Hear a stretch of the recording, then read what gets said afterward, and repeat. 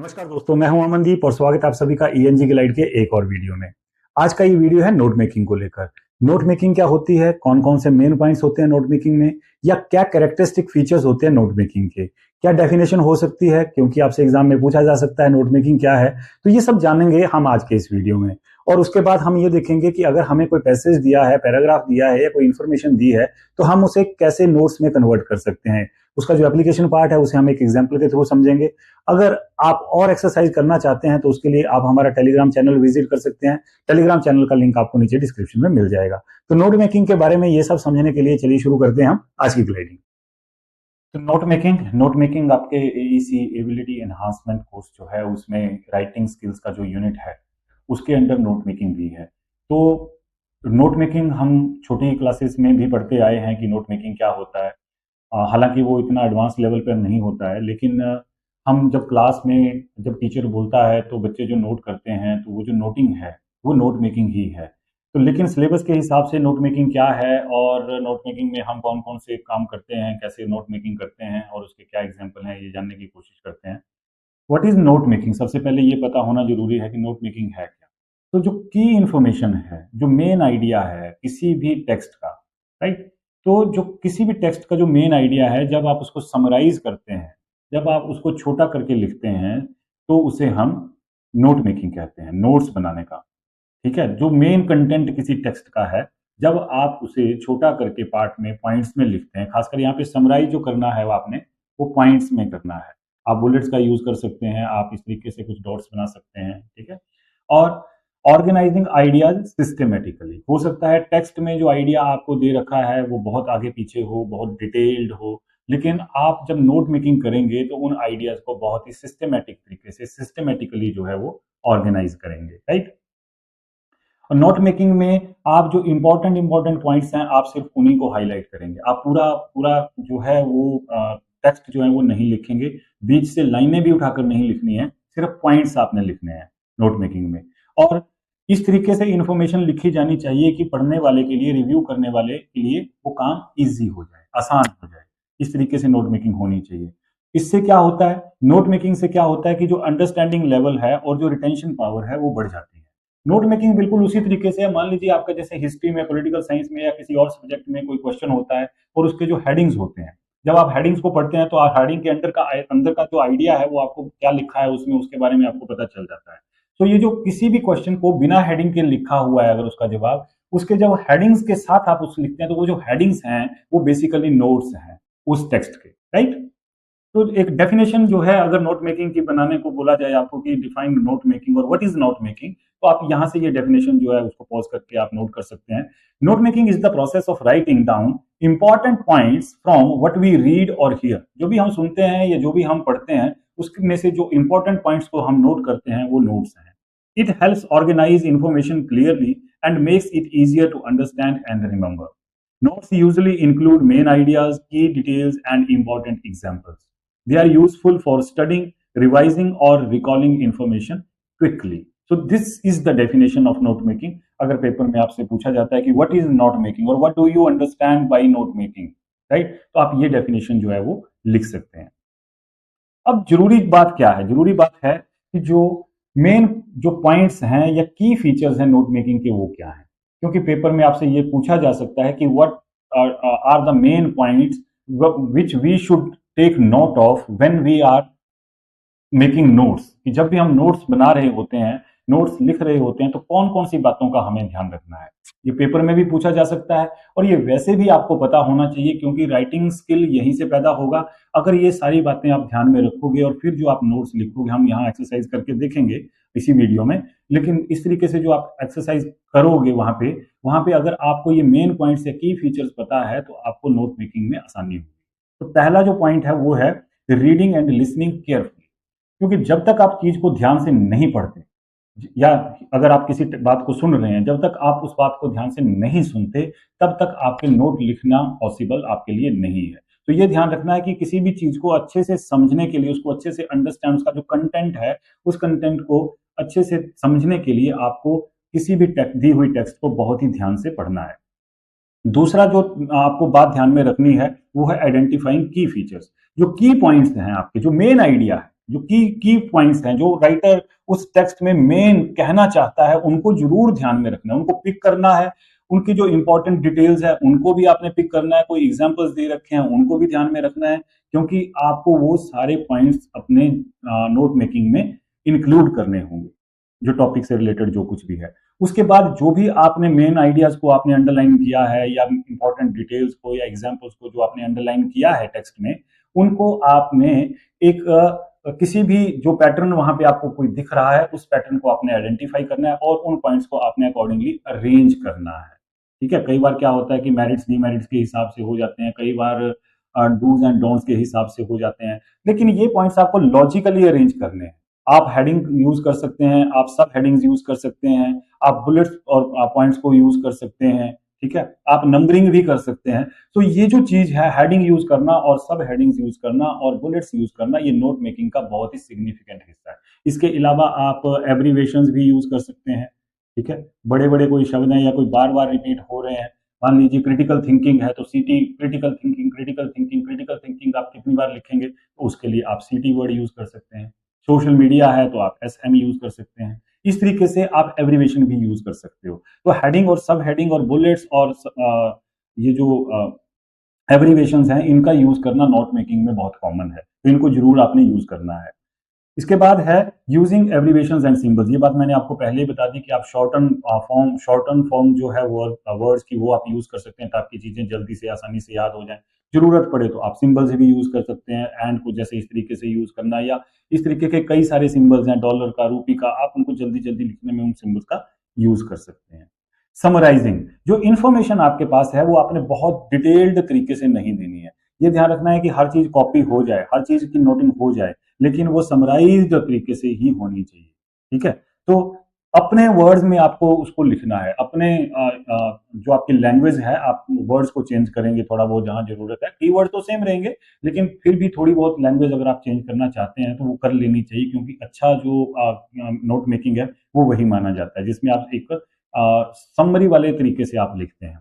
और लास्ट वाला पार्ट बहुत ज्यादा इंपॉर्टेंट है, क्योंकि जो भी आपने लिखा है, जो भी नोट मेकिंग आपने करी है, उसको रिव्यू करना, उसको रिवाइज करना, ताकि कोई गलती ना रह जाए, प्रॉपर वो एक्यूरेट हो, उसमें क्लैरिटी पूरी हो, और है ना, that should be complete in all respect. और अगर कोई चेंज करना है तो आप वापस जाकर वहां पर चेंज भी कर सकते हैं। तो ये वो पॉइंट्स हैं जिनका आपको पूरी तरह से ध्यान रखना है जब भी आप नोट मेकिंग करेंगे। और अगर आपसे पेपर में पूछा जाता है कि किन किन बातों को लेकर आपको जो है वो ध्यान रखना है, या कौन कौन से की फीचर्स हैं नोट मेकिंग में, या कौन कौन से स्टेप्स इन्वॉल्व होते हैं नोट मेकिंग में, इनको आप स्टेप्स के अंदर भी कर सकते हैं कि कौन कौन से स्टेप्स जो है वो इन्वॉल्व होते हैं नोट मेकिंग में, तो आप यही सारे 6 के 6 स्टेप्स जो है उसमें लिख सकते हैं।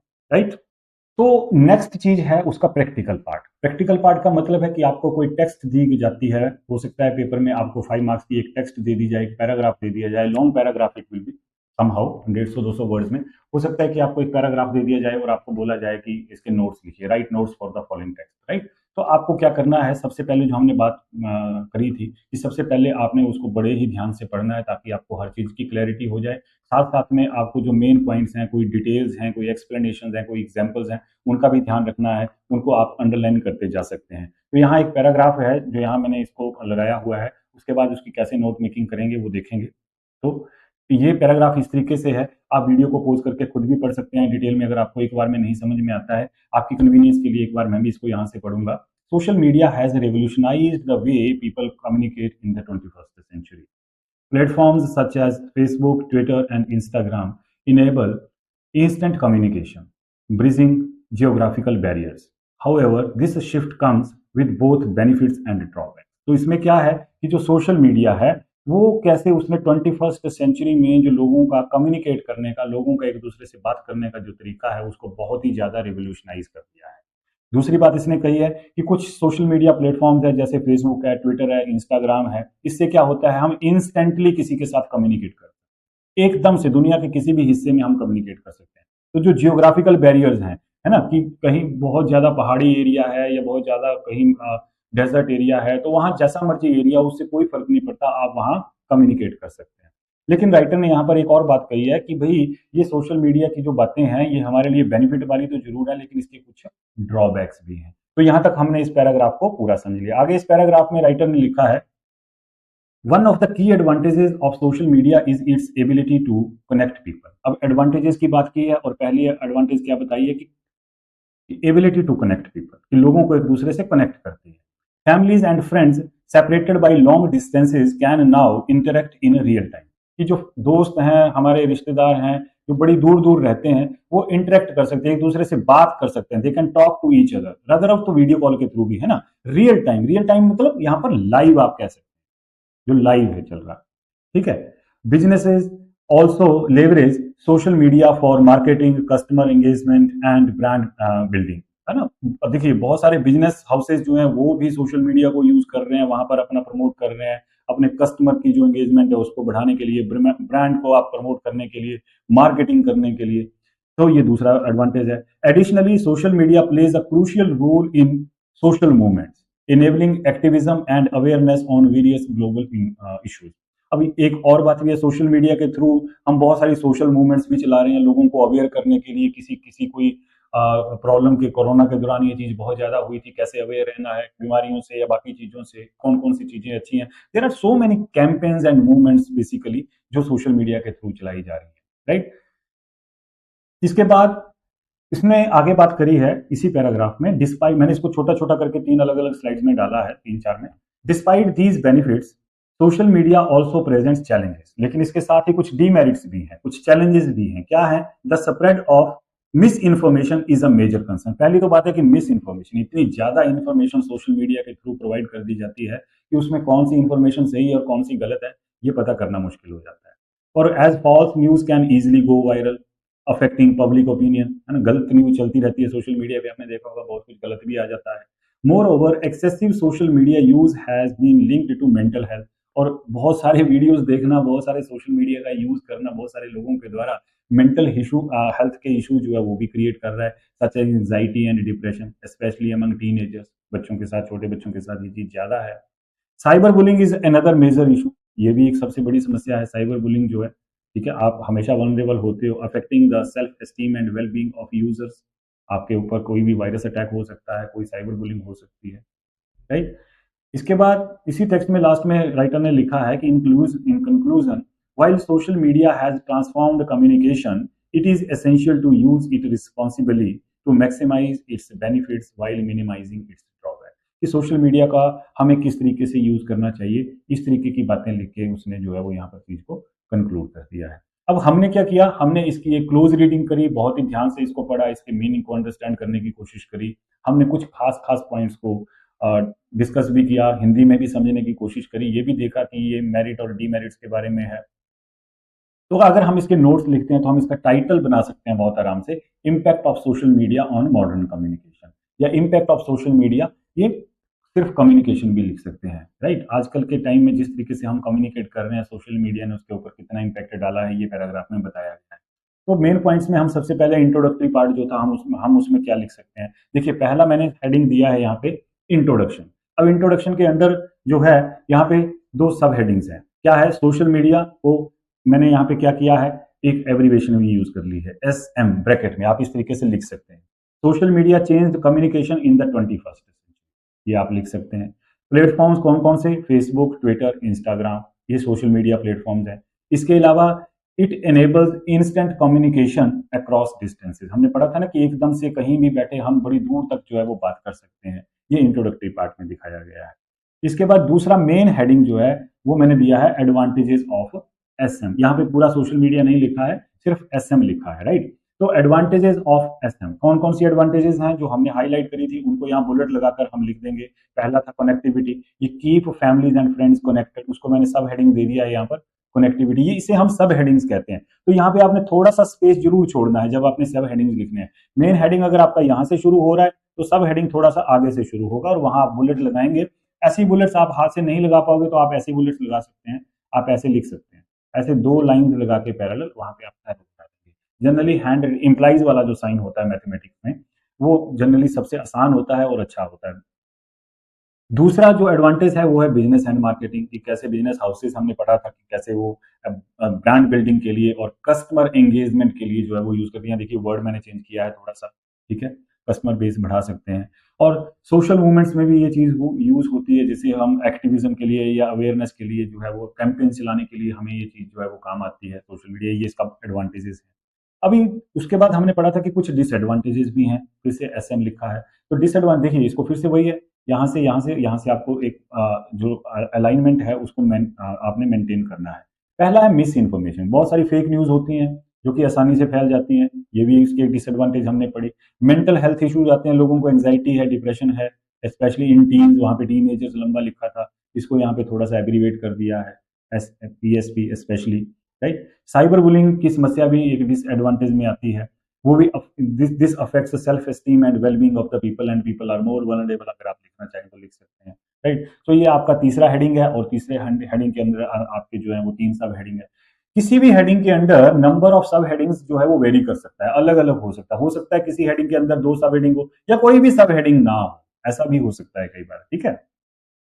इसके बाद जो कंक्लूजन वाला हेडिंग है मेन, उसमें राइटर ने लिखा है कि ये ऐसे सोशल मीडिया ने कैसे ट्रांसफॉर्म कर दिया है पूरी तरह से कम्युनिकेशन को, और किस तरीके से हमें इस चीज को बहुत ही रिस्पॉन्सिबली जो है वो यूज करना चाहिए, ताकि जो बेनिफिट और रिस्क है उनके बीच में हमेशा एक बैलेंस जो है वो बना रहे।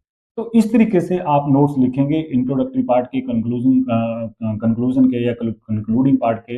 इसके साथ ही जितना भी बीच की आपके टेक्स्ट की बॉडी रहेगी उसको आप ध्यान से पढ़ेंगे, उसके वहां से मेन पॉइंट्स निकालेंगे और उन मेन पॉइंट्स का क्या करेंगे, आप उनके नोट्स बना देंगे, राइट। सो इसी तरीके से जो है वो आप बाकी जितनी भी आपकी और एक्सरसाइज अगर आप कोई करना चाहते हैं तो आपके बहुत सारे उसमें दे रखे होंगे, आपके टेक्स्ट बुक में दे रखे हैं, और ओवर द इंटरनेट भी आपको बहुत मटेरियल मिल जाएगा। बाकी जो मटेरियल है इसके बारे में कि कैसे आपको दिए जाएँ टॉपिक और उसके जो सॉल्यूशंस हैं वो आपको यहाँ जो लिंक है वीडियो में डिस्क्रिप्शन में, तो वहाँ जाकर आप टेलीग्राम चैनल से भी आप डाउनलोड कर सकते हैं।